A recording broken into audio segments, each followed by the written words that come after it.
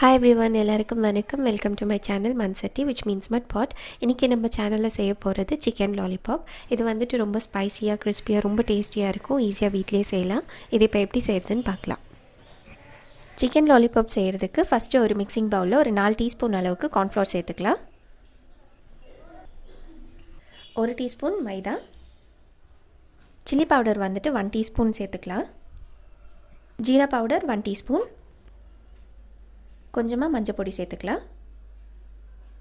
Garam masala 1 teaspoon, தேவையான அளவுக்கு உப்பு, அது கூடவே குட்டி குட்டியாக கட் பண்ண கறி லீவ்ஸ் ஆட் பண்ணிக்கலாம்.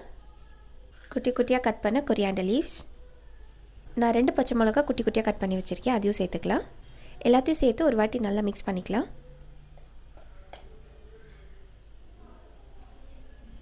எல்லாம் சேர்த்து நல்லா மிக்ஸ் பண்ணதுக்கப்புறமா ஒரு 2 டேபிள் ஸ்பூன் அளவுக்கு ஜிஞ்சர் கார்லிக் பேஸ்ட் சேர்த்துக்கலாம்.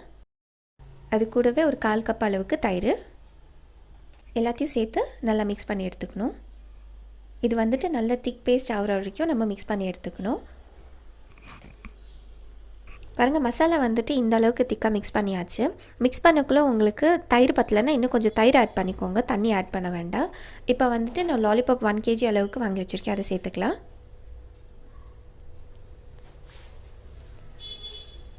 நீங்கள் இதே மசாலாவை சிக்கன் லெக் பீஸ் இல்லை நார்மல் சிக்கன் கபாப் எதுக்கு வேணாலும் யூஸ் பண்ணிக்கலாம், எல்லாமே டேஸ்டியாக தான் இருக்கும். இப்போ இது எல்லாத்தையும் சேர்த்து நல்லா மிக்ஸ் பண்ணி எடுத்துக்கலாம்.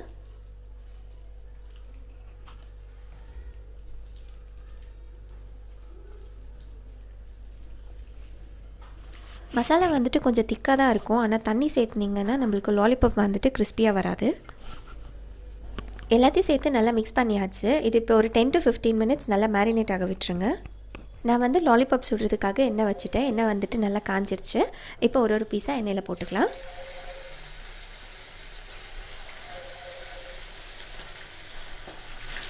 எல்லாம் போட்டுட்டு ஹீட் வந்துட்டு மீடியம் ஃப்ளேமில் வச்சுக்கோங்க. மீடியம் ஃப்ளேமில் வச்சு இது வந்துட்டு ஒரு 6 to 7 மினிட்ஸ் நல்லா ஃப்ரை பண்ணி எடுத்துக்கணும். எண்ணெயில் போட்ட உடனே மிக்ஸ் பண்ணாதீங்க. இது ஒரு 2 மினிட்ஸ் ஃப்ரை ஆனதுக்கப்புறமா இப்போ மிக்ஸ் பண்ணிக்கலாம். எல்லாமே இந்த மாதிரி திருப்பி விட்டு நம்ம நல்லா ஃப்ரை பண்ணி எடுத்துக்கணும். சிக்கன் லாலிபாப் வந்துட்டு எல்லா சைடும் நல்லா ஃப்ரை பண்ணியாச்சு. இப்போ இது ஆயிலேருந்து எடுத்துடலாம்.